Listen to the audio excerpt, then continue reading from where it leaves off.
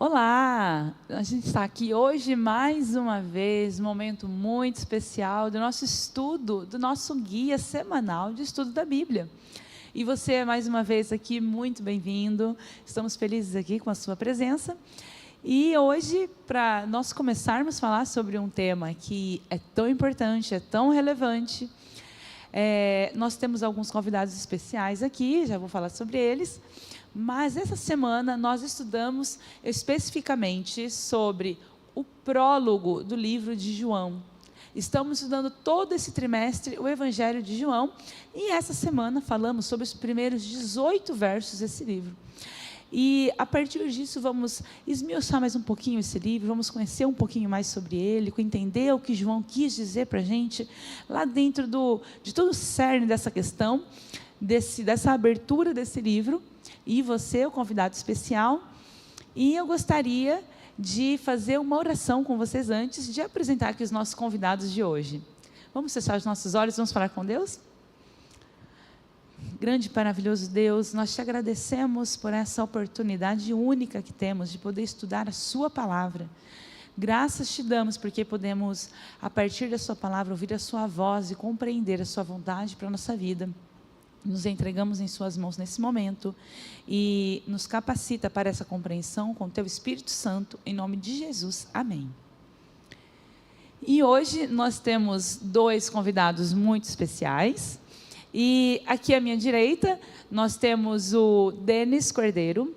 Denis é ancião aqui na nossa igreja e também o Denis tem algumas atividades diferentes no seu dia a dia, né, Denis? O que você faz? Fala um pouquinho sobre a sua atividade, do seu dia a dia, sobre o seu papel aqui dentro da igreja para a gente, por favor. Olá, um bom dia ou uma boa tarde para você que está nos assistindo nesse momento. Meu nome é Denis Cordeiro, como a Vivian bem apresentou. Estou como um dos anciãos aqui da igreja nesse ano. Paralelo a essa atividade, né, espiritual também, tenho minha profissão, sou analista de comércio exterior, aí vamos dizer assim, nos tempos que mais me ocupam, não é? E me sinto honrado de estar aqui hoje, compartilhando a palavra de Deus com vocês. Muito bom. E aqui à minha esquerda, nós temos uma pessoa, um participante muito simpático, que eu particularmente gosto muito, uma pessoa muito agradável, nosso querido pastor Claudinei, como eu já disse, pastor Claudinei, então você já deduz que ele seja pastor, mas pastor, conta para a gente um pouquinho sobre o que você tem feito atualmente, qual igreja você tem frequentado, qual tem sido a sua rotina. Obrigado, Vivian. Um prazer estar com vocês agora, participando desse momento. Deus me deu a alegria de pastorear distritos por 37 anos. No final de 2021 me aposentei e desde então tenho frequentado aqui a Igreja Central, tendo o privilégio e a oportunidade de poder fazer os estudos da classe da Novo Tempo, o Espaço Novo Tempo que nós temos aqui. Nossa, que legal. Você está junto ao Espaço Novo Tempo já faz algum tempo também, né, 2 pastor? anos Está já. Coordenando lá, muito legal. Um momento muito gostoso. Nossa, que bom, muito bom. Obrigada, pastor. Obrigada pela presença desde já e a participação de vocês, meninos. E para a gente começar o estudo dessa semana, nós precisamos então começar do começo, não é? A gente está falando sobre João, o Evangelho de João. O nosso estudo dessa semana está falando especificamente dos primeiros 18 versos desse livro, como já foi falado, o prólogo. E sendo assim, eu gostaria de falar aqui com vocês, ler com vocês o João capítulo 1, verso 1.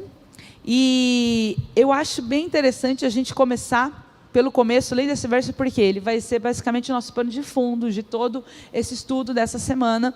E diz assim: no princípio era o verbo, e o verbo estava com Deus, e o verbo era Deus.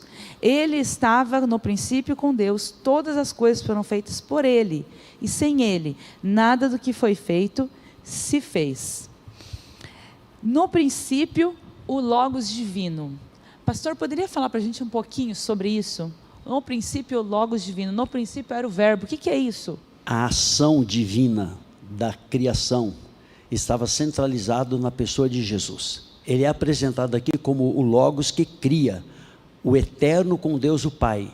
Jesus, Deus, no seu poder criativo, está sendo apresentado como pano de fundo.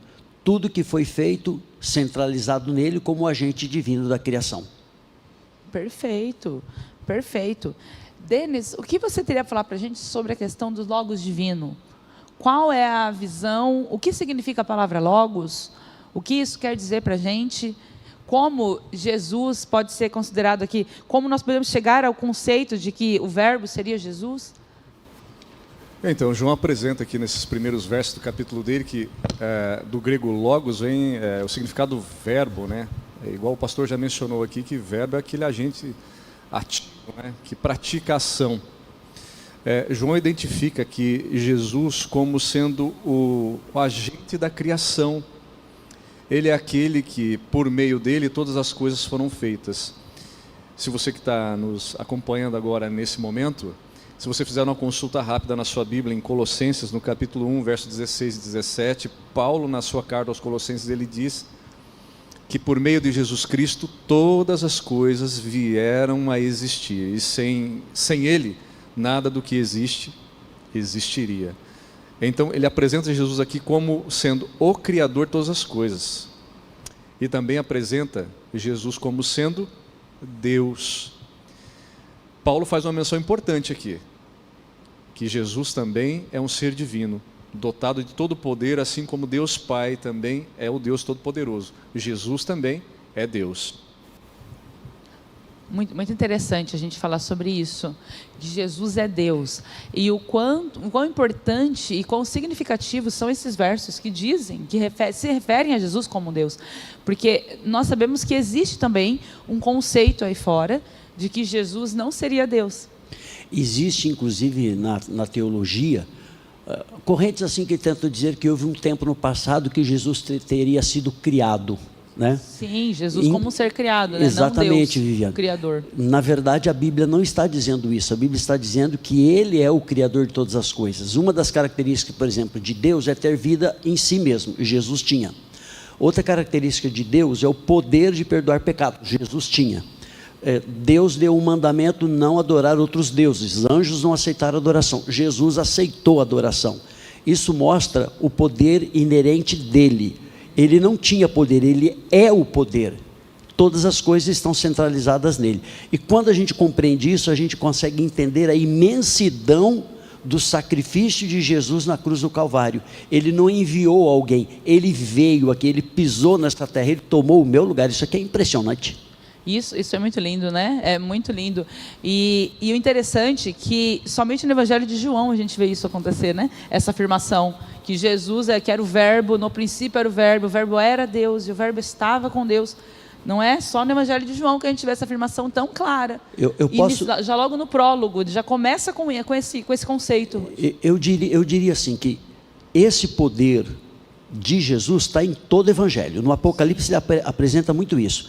Só que João, ele está escrevendo para provar a divindade de Jesus. A divindade vem de divino, não de dois, é bom salientar isso. Então Jesus Todo-Poderoso, ele está sendo apresentado como Criador, porque o objetivo final do Evangelho é mostrar que o Jesus que veio na cruz é o Jesus Criador. Eu até faço um comentário aqui para os nossos amigos, que quando nós aceitamos o criacionismo, nós vemos a mão de Deus em tudo que Ele criou, como o Denis já disse, como você já falou, né? E é importante a gente lembrar que quem crê que Cristo é o Senhor, é impossível crer na evolução, nem no evolucionismo teísta, que seria um processo em que Deus deu o início e deixou criar por evolução.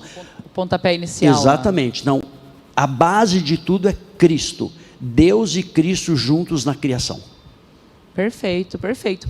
E a partir desse conceito, desse entendimento de que a base de tudo é Cristo, nós também podemos ser levados e chegamos a uma compreensão muito clara do que está escrito lá em João, no capítulo 1, no verso 14, quando fala assim, e o verbo se fez carne e habitou entre nós, vimos a sua glória, como a glória do unigênito do Pai, cheio de graça e de verdade. Jesus Cristo se fez carne e habitou entre nós. E é isso que o Evangelho de João está dizendo aqui para a gente. O que você pode falar para a gente, Denis, sobre a palavra se fazer carne? O que isso significa? Olha, eu percebo que João descreve que, igual o pastor já deu uma introdução aqui, que o próprio Deus, ele quis se envolver com a humanidade. Então, a Bíblia descreve que Jesus tomou a nossa forma, ele veio ser como homem. E ele aqui, se envolvendo como homem, ele tem sim agora a possibilidade de salvar o homem, porque ele se tornou como homem. E o que eu vejo na história também, descrita e narrada aqui por João, é que diferentemente de outras correntes, que, igual o pastor também já mencionou, achei isso muito importante, é que ele não enviou um outro qualquer aqui para salvar o homem. Porque se fosse uma criatura comum, poderia vir um anjo morrer por mim. Mas o anjo, ou uma criatura qualquer, não resolveria o problema do pecado. Mas aquele que criou todo o universo e criou o ser humano, ele mesmo decidiu entrar nesse conflito. Até porque ele também já estava envolvido nesse conflito. Mas ele disse assim: eu vou me envolver com o ser humano para salvar o ser humano. Então o próprio Criador, o Deus Filho, ele veio aqui, se encarnou, se tornou um ser humano, se envolveu com o ser humano para salvar o ser humano. É por isso que ele pode ser o mediador do ser humano. E também, pode também, e será, o juiz do ser humano. Porque ele entende todas as coisas. Porque ele passou por todas as coisas que o ser humano passou. Perfeito. Somente alguém que estivesse inserido ali de verdade, de fato, vivendo tudo isso que o ser humano está sendo submetido, está vivendo, poderia ser alguém que morresse por esse ser humano também, não é? Porque é como diz a palavra de Deus, Adão veio e foi criado à imagem e semelhança de Deus, foi submetido a provações, mas Adão pecou. E aí Jesus vem com a mesma natureza de Adão, e ele passa por tudo isso, não é? E Jesus passa por tudo isso de maneira pura, de maneira santa, provando para o universo que haveria sim possibilidade de... E impressiona a gente também que a Bíblia diz que Jesus se humilhou tomando a forma de servo. Ele nunca deixou de ser Deus, nem na sua humanidade. Ele continuou sendo Deus, porque Deus não morre. E Deus não morreu na cruz, Jesus morreu na cruz. E a vida de Jesus, o ministério dele durante o período que esteve aqui na terra, era dependendo do poder que não era dele, o poder de Deus. Então é complicado, sabe, Dani, a gente entender que ao mesmo tempo que ele é plenamente humano, ele é totalmente divino. É um mistério que a eternidade toda não vai ser suficiente para a gente conseguir entender tudo. Então a gente aceita pela fé que o Deus encarnado esteve na cruz, que Jesus deu a sua vida para nos salvar e que o céu todo estava, entre aspas, apostando todas as suas fichas na vitória de Jesus para poder redimir o ser humano. E isso jamais entrou na mente de Satanás, porque quando ele trouxe a rebelião da terra, do céu para a terra, ele não imaginou que o Deus Criador iria tomar o lugar do ser humano, porque ele não faria isso. E no entanto Jesus fez. Isso aqui é uma coisa assim extraordinária, que enche o nosso coração de gratidão, porque ao invés de nos abandonar e nos deixar aqui, ele veio nos buscar. Isso que é muito gostoso. É uma atitude tão surpreendente, né? É uma atitude tão surpreendente, essa atitude de Jesus, de se tornar o ser humano, de se humilhar a ponto de se tornar o servo, que realmente, como o pastor disse, surpreendeu até o próprio Satanás, até o próprio inimigo foi surpreendido com isso. Imagine os seres celestiais, que também, com certeza, ficaram extremamente surpresos com essa ação de Jesus. E pensando nesse ponto, nessa surpresa, e nessa situação que nos leva a um estado de pergunta e de relacionamento do porquê, né? Por que isso aconteceu? Como isso aconteceu? A gente é levado a uma outra situação aqui sobre o nosso relacionamento, sobre o ouvir ou não a palavra de Deus, sobre o nosso relacionamento. E esse prólogo aqui que nós estamos falando, o primeiro capítulo de João, ele vai descrever não somente quem é Jesus, mas também como as pessoas se relacionam com ele. E para a gente começar discutindo sobre esse ponto, qual a sua opinião sobre isso, pastor Claudinei? Podia falar para a gente? Jesus, ele não é, sabe, amigos, só o meu modelo. Ele é o Senhor da minha vida, ele é o meu Salvador.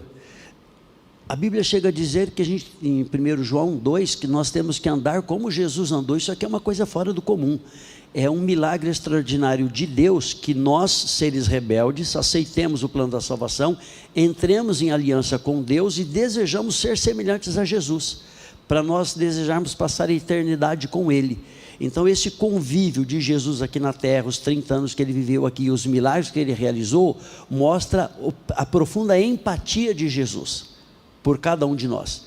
E é gostoso quando na oração sumo sacerdotal de Jesus em João, ele diz assim que ele ora não só pelos discípulos, mas por todos aqueles que creem em mim. Isso envolve, amigo, você e eu e nós que estamos aqui.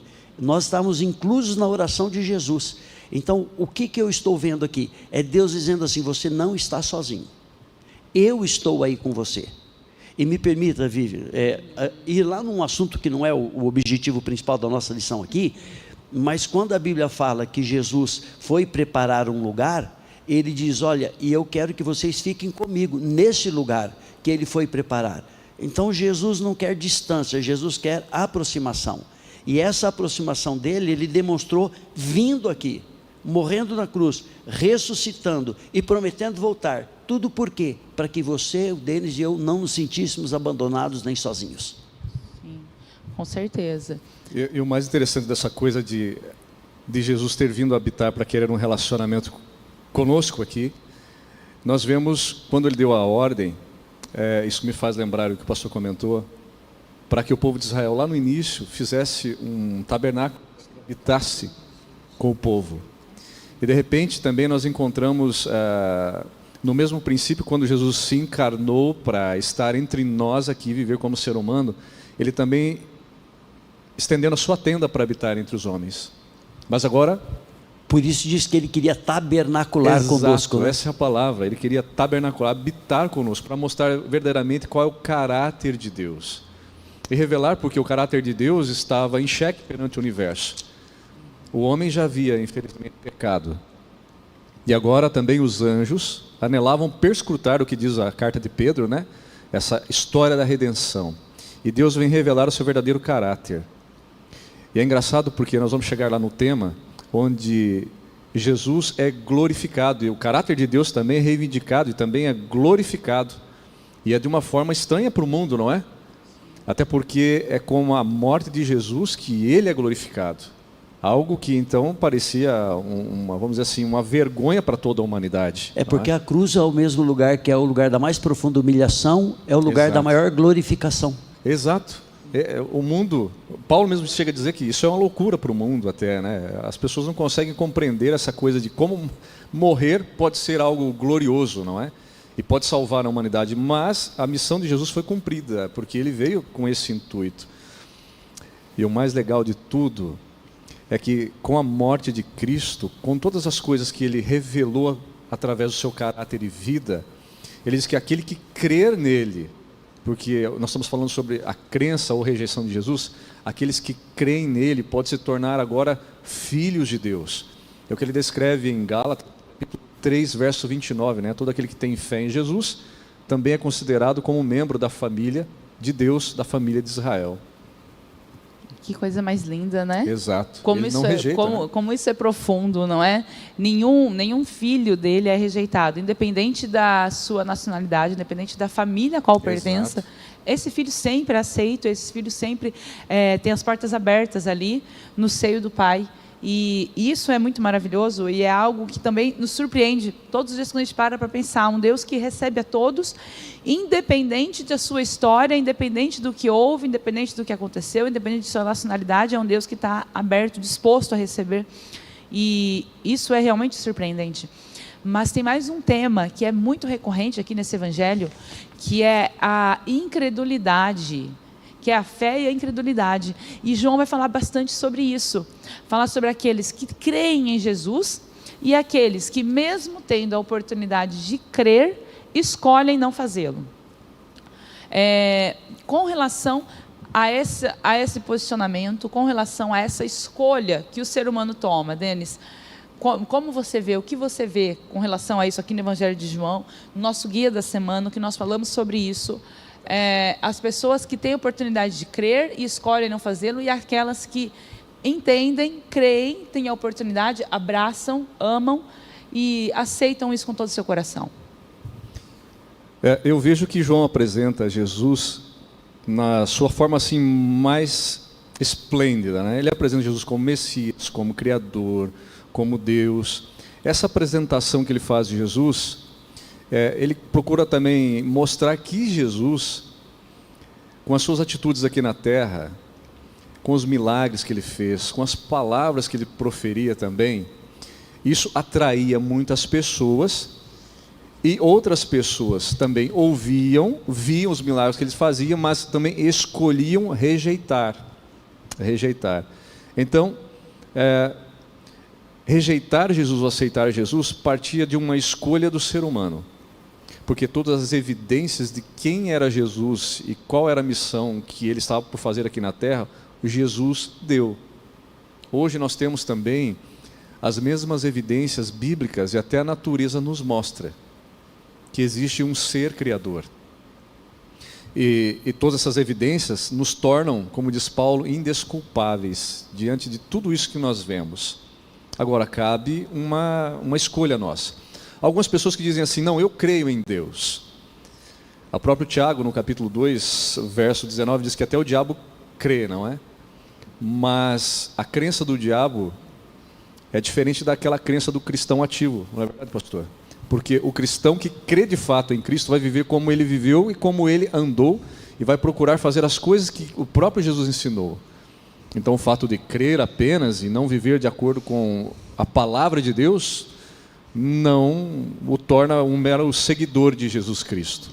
É preciso crer, mas é preciso andar também como ele andou, como ele requer. Isso é importante. Me permite fazer um comentário? Claro, Vivian? claro. Pode falar. O nosso guia de estudo aqui apresenta 3 personagens: Nicodemos, a mulher samaritana e o cego de nascença. Todos 3 foram profundamente impactados. Não foi só no nível intelectual, foi no nível relacional. Nicodemos empregou todo o dinheiro que ele tinha na causa do evangelho. A samaritana teve a vida completamente transformada, e o cego de nascença passou a enxergar e testemunhava de Jesus. Também o nosso guia de estudo apresenta outras pessoas, como os fariseus, os sumos sacerdotes, que lutaram contra toda evidência possível para não crer. Eles não quiseram ser alcançados. É por isso que um dos mais belos versos da Bíblia, João 3,16, diz que só vai ser beneficiado com o sacrifício de Cristo aquele que crê, porque aquele que nele crer será salvo, quem não crer será condenado. Então eu tenho que crer no sentido emocional, espiritual, e deixar, bom, Jesus, crer em ti significa mudanças. E amigo, eu vou dizer uma coisa para você: às vezes a gente tem a sensação de que Jesus pega a gente pelo pé e chacoalha, como ele faz com a roseira, o galho da roseira, sabe, para mexer com a nossa estrutura e provar a nossa sinceridade, se nós realmente estamos dispostos a aceitá-lo na prática. Isso leva à submissão, e submissão não é uma coisa que o ser humano orgulhoso como somos gosta. Ser submisso significa alguém está me dirigindo, não é ser uma marionete de Deus, é aceitar que Ele dirija a minha vida, porque eu dirigi, só fiz besteira. Agora eu quero que Ele faça isso para eu poder ter uma qualidade de vida melhor. O fato que nós estávamos falando é o fato simplesmente de crer e não viver, como você falou muito bem, pastor, uma questão, não ter esse relacionamento, não nos transforma e não nos leva perto dele. Porque somente crer não nos transforma, não nos faz realmente convertidos, e não nos faz realmente submissos a Ele. Agora, quando nós cremos e vivemos um relacionamento, aí sim, isso vem transformando todas as camadas da nossa vida, todos os aspectos, vem transformando a nossa forma de agir, vem transformando a nossa forma de pensar, de falar, assim como aconteceu com essas pessoas que o guia está falando. Tomé, que está falando sobre a mulher samaritana, sobre Nicodemos, todos eles tinham histórias pregressas antes de conhecer a Jesus, mas depois que conheceram a Jesus, isso mudou totalmente a sua forma de ver, a sua forma de agir, forma de escolher. E isso os levou realmente a uma conclusão muito clara de que Jesus não foi somente um conhecimento superficial. Houve um relacionamento mais profundo e uma mudança. Houve uma transformação em tudo que eles eram, todos os seus gostos, as formas de viver, forma de pensar, forma de falar, forma de agir. Isso mudou totalmente. Né? Dá para a gente assim tentar entender, no caso da ressurreição de Jesus. Jesus subiu para o céu, os discípulos viram Jesus ir para o céu. E agora eles pensavam no céu como um lugar deles, porque eles tinham tocado em Jesus, tinham comido com Jesus, tinham abraçado Jesus. Imagina agora, quem está lá é aquele que esteve aqui.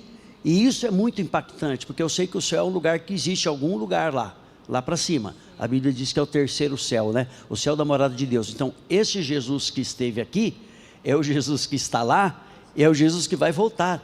E eu vou estar lá, com a graça de Deus, onde Ele está, porque Ele prometeu que faria Amém. isso. Amém.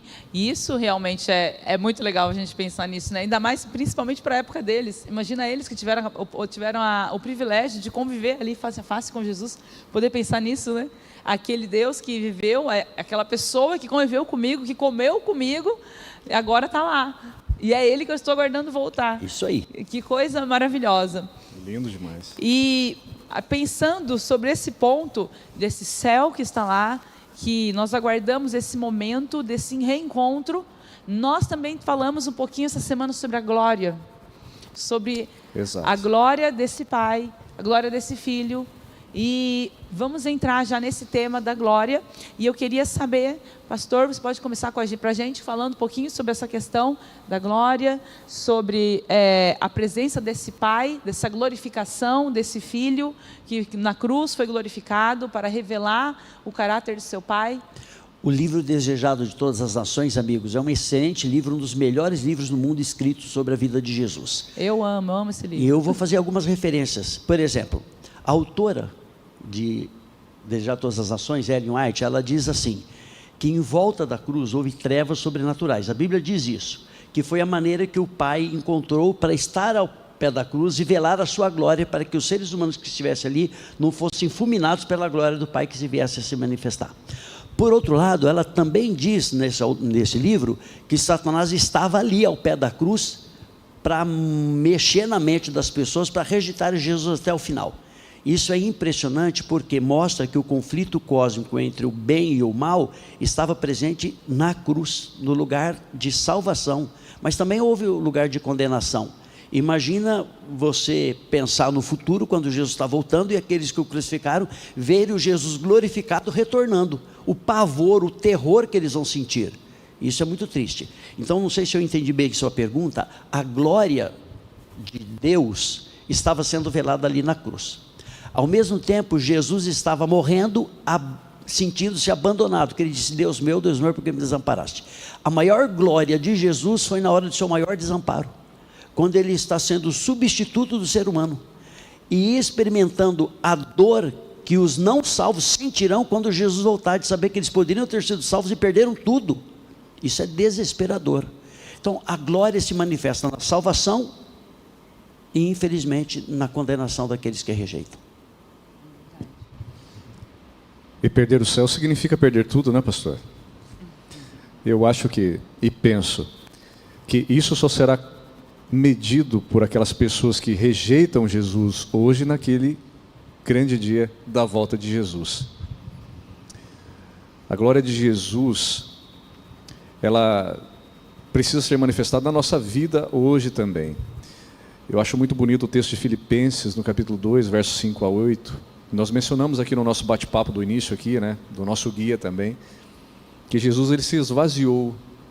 Embora ele fosse Deus, ele não usou nada do que ele tinha como Deus. Tudo ele dependia do Pai, como já foi mencionado aqui.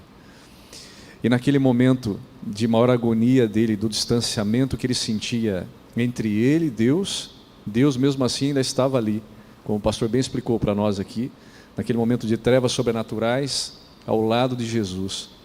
Embora ele tivesse que pagar o preço para preparar aquele céu que está nos reservado.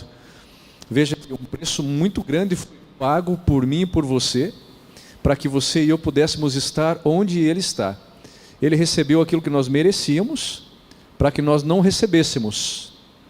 Porém, com aquilo que Ele pagou, que nós merecíamos, que era a morte eterna, através da morte e ressurreição dele, Ele preparou o lugar para que nós estivéssemos no céu com Ele logo mais. Eu digo logo mais porque eu espero vê-lo em breve. Deixe-me fazer, Viviane, aqui um comentário. A palavra para glória, no grego, é a palavra doxa. Significa brilho, esplendor, fama, honra. Ou seja, louvar, exaltar e honrar o Criador. Ele se refere à honra prestada de Deus para com Jesus e nossa para com Jesus. Quando nós dizemos que glorificamos a Deus, nós o reconhecemos, nós o aceitamos. É isso que está dizendo aqui. Não há glória nenhuma na cruz para aquele que rejeita. Eles vêm à cruz motivo de escândalo, de vergonha, né? Os maiores criminosos eram mortos na cruz. E Jesus toma este lugar, como bem disse, você disse agora há pouco, e a gente entende assim, ainda bem que ele tomou o meu lugar, senão eu estava frito. Na verdade, eu estaria perdido, né?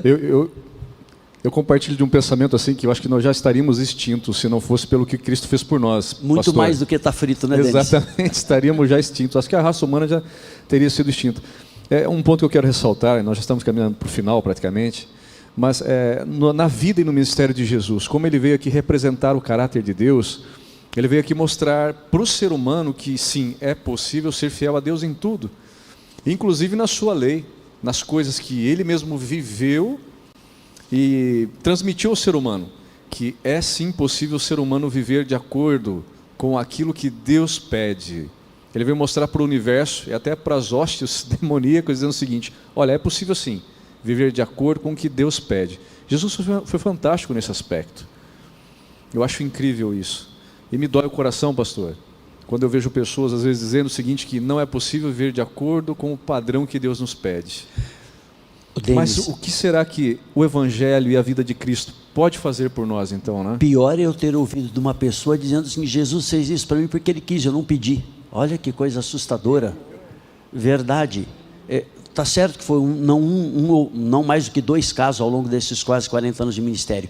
Mas graças a Deus que você, amigo, que está ouvindo, e nós podemos olhar para a cruz e dizer: Senhor, muito obrigado pela salvação que o Senhor me oferece, porque até o desejo de ir para o céu, Ele que implanta dentro de mim.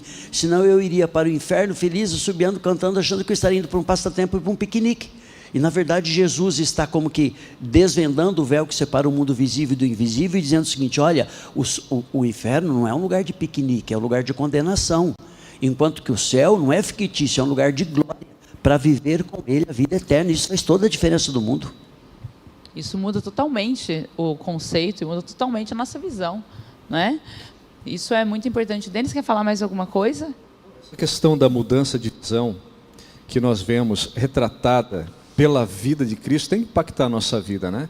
Até porque a razão dele ter vindo aqui é para mudar o nosso ser, o nosso caráter, a nossa forma de pensar, a nossa forma de ver as coisas, de fato como elas são à luz da própria palavra, a palavra de Deus. E o mais bonito que eu acho, descrito em João, no primeiro capítulo dele, que diz assim, que a palavra estava com Deus, a palavra era Deus, e de repente essa palavra se encarna e habita entre nós. E essa palavra vai impactar pessoas em todas as gerações, não é mesmo, pastor? Daquelas gerações que viriam depois. Ele era aquela palavra aguardada por aquelas gerações anterior a ele também. Mas as pessoas que viveram antes também tinham a fé de que ele viria de fato. Hoje nós vivemos numa época em que ele já veio. Todas as coisas estão já registradas aqui na sua palavra. E essa palavra hoje é a luz para o nosso caminho. E hoje nós devemos fazer uma boa escolha, né, pastor? Por isso, Denis e Vivian, que faz parte do plano de Satanás, como inimigo de Deus, deixar a Bíblia fechada. Demonstra reverência pela capa da Bíblia, mas não pelo seu conteúdo. Enquanto que a Bíblia, ela não contém a palavra de Deus, ela é a palavra de Deus. Então o que a Bíblia fala é lei. Eu creio assim. A partir do momento que a Bíblia é lançada nas sombras, eu não tenho mais nenhum parâmetro, uma autoridade final, uma pedra sólida, uma base segura para apoiar minhas convicções. Então eu creio naquilo que Jesus cria e ensinou, que quando inclusive ele ressuscita, ele usa a própria Bíblia para poder provar a sua ressurreição. Então hoje, amigo, você que está nos ouvindo, nós todos aqui precisamos ter a convicção de que a Bíblia é a palavra de Deus, que nela Deus se revela. A Bíblia aberta é a voz de Deus falando conosco e revela o Jesus grandioso e poderoso que nós conhecemos. Com certeza. E uma forte evidência que nós temos que a palavra de Deus, ela é realmente a palavra que veio do próprio Deus, são as transformações, são os testemunhos de pessoas que são impactadas por isso e têm sua vida totalmente mudada. São aquelas pessoas que nós conhecemos que recebem essa palavra e abrem seu coração e a gente vê que suas vidas são realmente transformadas em 180 graus. A gente vê uma diferença totalmente, uma oposição de vida clara ao que eles viam anteriormente.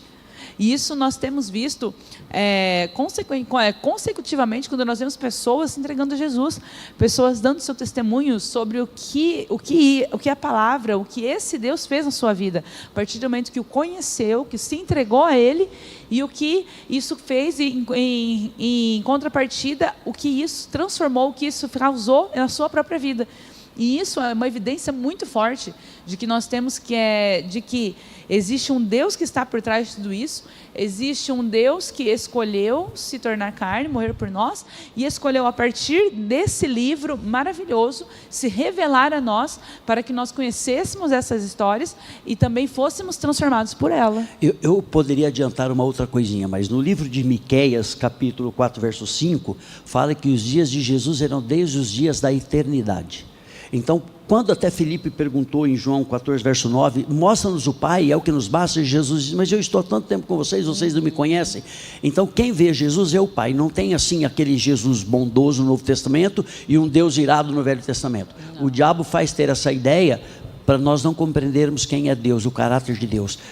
O Jesus bondoso é o Jesus juiz, o Deus bondoso é o Deus juiz. E graças a Deus que Deus e Jesus se empenham para a salvação de cada um de nós. Agora eu faço meu último comentário para dizer o seguinte: se a Bíblia não for lida nem for consultada, que ideia distorcida eu vou ter de Deus? Eu me preocupo, por exemplo, como nos últimos carnavais, sempre apresentaram Jesus apanhando de Satanás, arrastado pelas ruas, e eu fico assim pensando, o Jesus desse povo é muito pequeno, o meu Jesus é grande.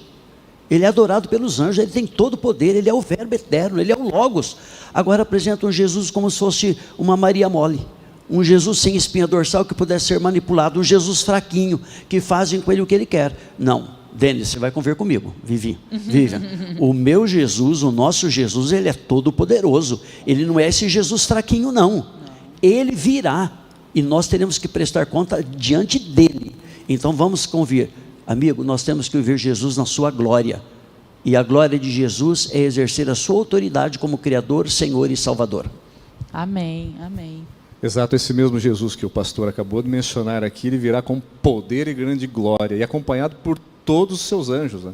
É o que a própria palavra dele diz, e aquilo que é retratado, como o pastor bem frisou aqui aí fora, está muito distorcido em relação à imagem verdadeira de Jesus, porque ele é um Deus também todo poderoso, e ele virá.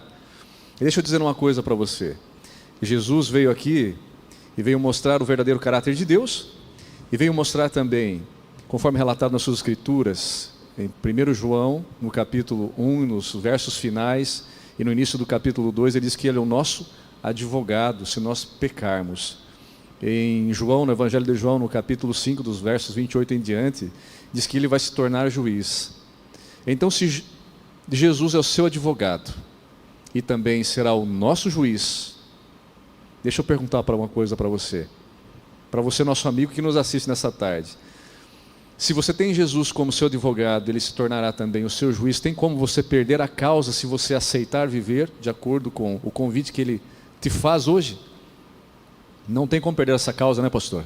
Se ele for o Senhor e Salvador da vida, não é verdade? Jesus nunca perdeu uma causa, não perde ninguém que queira ser salvo. E louvamos a Deus porque nós estamos do lado do vencedor. Às vezes nem sempre parece, né, Denis, o lado da maioria, mas é o lado do vencedor. Exato. O lado de Jesus nunca perdeu uma batalha. Exato. Amém. E então, finalizando o nosso encontro aqui, acho que vocês já fizeram, cada um fez um fechamento antes mesmo de eu solicitar esse fechamento. Já fizeram um fechamento das ideias, já ficou muito bom, obrigada. E o importante de nós guardarmos o nosso coração nessa semana, especialmente, é o primeiro ponto: Jesus é Deus, Jesus é o Filho de Deus, é o próprio Deus que se fez carne, habitou entre nós e manifestou toda a sua glória, a glória como Filho de Deus aqui nessa terra, para nos salvar.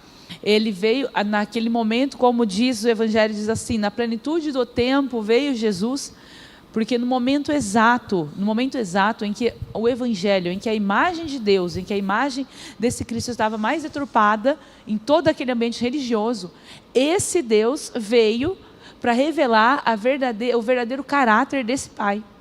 E esse Deus revelou o caráter desse Pai, morrendo por mim e por você, numa cruz, em uma situação de humilhação, numa situação de vergonha, para aqueles que não conhecem sua palavra, mas aqueles que conhecem. Ela é a verdadeira glória, a verdadeira vitória para aqueles que creem nessa salvação. Eu espero que você permaneça com essa mensagem no seu coração. Eu espero que você tenha gostado dessa discussão e sinta que esse Deus está do seu lado, esse Deus que foi capaz de se tornar um ser humano, de se tornar um servo e vir e se entregar por amor a você. Esse mesmo Deus está lá no céu nesse momento, intercedendo pela sua salvação. Amém. E Ele quer, da mesma maneira, carregá-lo e tê-lo ao seu lado. Amém.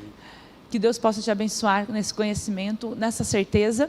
E eu quero pedir agora, para encerrarmos, que o pastor Claudinei ore para a gente, para nós encerrarmos esse momento de nossa discussão, nosso estudo da lição.